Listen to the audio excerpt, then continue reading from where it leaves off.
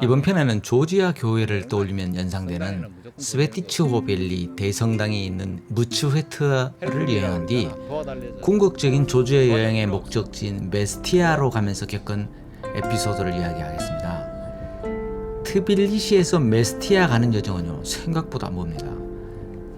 이번에 가야 할 곳은 메스티아로부터 약 70km 앞에 있는 쿠즈벤이라고 하는 호텔까지 구글 맵으로 한 400km, 6시간 정도 걸릴 거로 예측이 되었습니다. 아침에 무츠에타에 있는 쯔바리 수도원과 스베티츠호밸리 대성당을 둘러본 다음에 출발해도 해가 지기 전에 도착할 수 있을 거라 여겼습니다. 하지만 막상 떠나보니 이건요, 그냥 희망사항에 불과하다는 것을 알게 됐는데요. 고생한 이야기는 조금 이따 하겠습니다. 무츠에타 시내가 내려다 보이는 해발 650m 언덕 위에 세워진 쯔바리 수도원으로 향했습니다. 이곳에서는요, 오른쪽 아라거비 강과 왼쪽 코라 강이 만나는 전략적인 장소에 있는 수도원으로요, 6세기 후반에 건축된 수도원입니다. 4세기 초에 조지아는 이베리아 왕국이 있었던 때였습니다. 이때는 다신교를 신봉하는 로마와 조로아스터교를 신봉하는 페르시아 경계에 위치해 있었고요. 양쪽의 힘이 강할 때마다 두 나라의 영향을 받았고 당연히 종교 또한 그 영향권 아래에 있었습니다. 그러던 중 지금의 튀르키예 카파도키아 출신의 니노라는 여인이 기독교 복음을 전파하기 시작하면서 병자를 치유하기 시작하자 여성과 서민층들이 개종을 하기 시작했습니다. 왕 미리안 3세는요, 기독교를 박해하거나 무시했으나 어느 날 사냥하다가 길을 잃었고 니노가 믿는 신, 즉 하나님께 기도를 하자 빛이 길을 안내하기 시작했다고 합니다.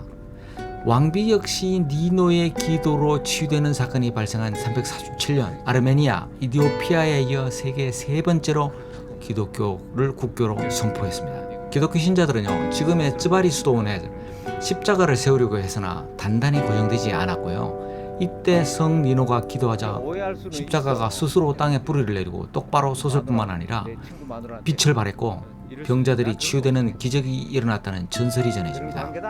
성 니노의 성스러운 십자가가 있었던 곳이라고 해서 수도원 이름도 십자가를 의미하는 쯔바리로 명명이 되었는데요. 조지아 기독교를 상징하는 기념비적 성지로 여깁니다. 종교적 의미를 떠나서 이곳에서 내려다 보이는 협곡 사이의 무츠에타는요, 유네스코에서 지정한 문화유산답게 아주 아름답습니다.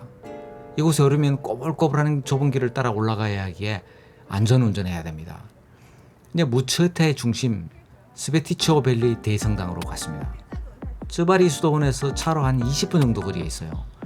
이것은 중세 조지아 석조 건물의 진술한 평가를 받는데요. 하늘에서 내려다 봤을 때 십자가 모양을 한 건물로 성 니노의 전도로 기독교가 공인된 후 첫 번째 교회가 세워진 곳입니다. 지금의 성당은 11세기 초 아르수키제라는 건축가가 설계한 것으로요, 조지아 왕들의 대관식과 장례식이 이곳에서 열렸고요, 조지아 정교의 총대주교가 중요한 의식을 집전하는 장소이기도 합니다. 이곳에 예수님이 십자가에 못 박혔을 때 옷을 가지고 와서 여기에 묻었다는 전설이 전해지기도 합니다. 일반적인 교회와 성당은 신자들의 접근이 편리하도록 울타리가 없습니다만 이 교회는요, 망루가 있는 튼튼한 성벽으로 둘러싸여 있습니다. 역사적으로 조지아는 페르시아, 아랍, 오스만, 몽골 등으로부터 침략받아 왔고요. 이때 지역 주민들이 피신할 수 있는 요새 기능을 함께 했을 뿐만 아니라 예수님의 세마포를 외적의 약탈로부터 지켜야 할 성소이기 때문에 성벽을 쌓아 보호하는 겁니다. 유럽의 대형 교회와는 견줄 수는 없어요. 하지만 길이 55m, 높이 36m의 석재로 만들어진 성당은요, 제법 큰 위용을 느낄 수 있습니다.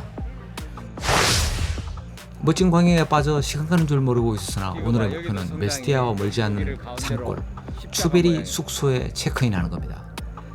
왜 곧장 메스티아까지 직행하지 않느냐는 궁금함이 있겠지만 그렇게 하기에는요, 너무 멀고 어둡기 전까지 도착할 수 없을 듯 했기 때문입니다.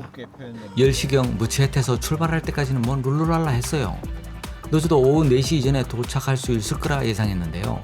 하지만 출발하고 난 다음에 지도상의 거리는요, 분명히 좁아지고 있음에도 불구하고 도착 예상 시간은 좀채 줄어들지 않았습니다. 설상가상으로 구글맵이 엉뚱한 길을 안내해서 고속도로에서 벗어나 국도길을 1시간 동안 헤매는 바람에 오늘 중 도착할 수 있을까라는 걱정마저 들었습니다. 쿠타이시를 지나고 다시 주구디디를 지난 후부터는 계곡을 따라 고도를 점점 높이기 시작했는데요. 이때 해가 졌습니다. 이제 어둠이 내린 낯선 길을 지도만 보고 찾아가야 했습니다. 거의 사람이 다니지 않는 길을 달리다가 포장도로가 끝나는 지점에서 갈림길을 만났습니다. 오른쪽 길은 그래도 비교적 상태가 나쁘지 않았으나 왼쪽 길은 울퉁불퉁 관리라고 한 적이 없는 야생 그대로의 비포장 길이고요. 얼마 전 내린 비로 미끄럽기까지 했습니다. 불행하게도 우리는 왼쪽 길을 가야 했습니다. 길이라고 표현하기 곤란한 험지로 차는 미친 듯이 흔들렸고요. 좌석에 앉아 있음에도 중심 잡기가 쉽지 않은 길이었습니다. 조금을 달렸더니 이제는 인터넷마저 끊어졌습니다. 때문에 구글 맵을 참고할 수 없게 됐고요. 오프라인 지도인 맵스미를 가동했지만 도로가 없는 곳이라는 표시가 나타났습니다. 그저 참고할 것은 지도에 미리 표시해둔 호텔 위치뿐이었습니다. 하지만 비포장도로를 그냥 직진했습니다. 동행자는 모두 말이 없었습니다. 아마 오늘 산속에서 밤을 보내야 할 수도 있겠다라는 걱정을 하는 듯했습니다. 그 순간 멀리서 차가 다가오는 게 보였고요. 세운 뒤에 이 길을 계속 가면 마을이 있느냐, 호텔도 있느냐 물었더니 다행히 걱정 안 해도 된다고 하면서 계속 직진하면 된다는 답변을 들었습니다. 마을이 있다는 사실을 확인했으니까 엉금엉금 따라 올라가기 시작하자 지도상에 표시해둔 호텔과 내 위치가 점점 좁아지는 건 아닙니까? 이렇게 1시간을 달려서 지도에 표시된 지점인 듯 보이는 곳에서 불빛을 발견할 수 있었습니다. 내가 예약한 추베리 호텔입니다. 늦은 시간에 체크인한 동양인을 본 손님들은요, 외딴 곳을 이렇게 늦게 찾아오다니 정말 믿을 수 없다는 표정을 지었고 모든 객실은 만실이었습니다. 만약 예약하지 않았다면 큰일 날 뻔했습니다.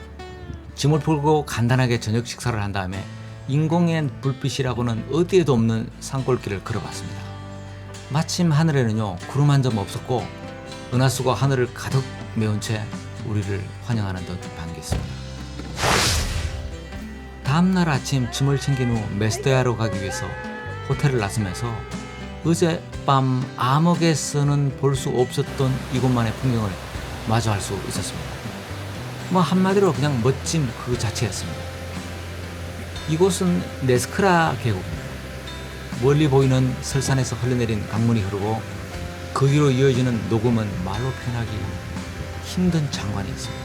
하지만 이곳의 멋진 풍광은요 사라질지도 모릅니다.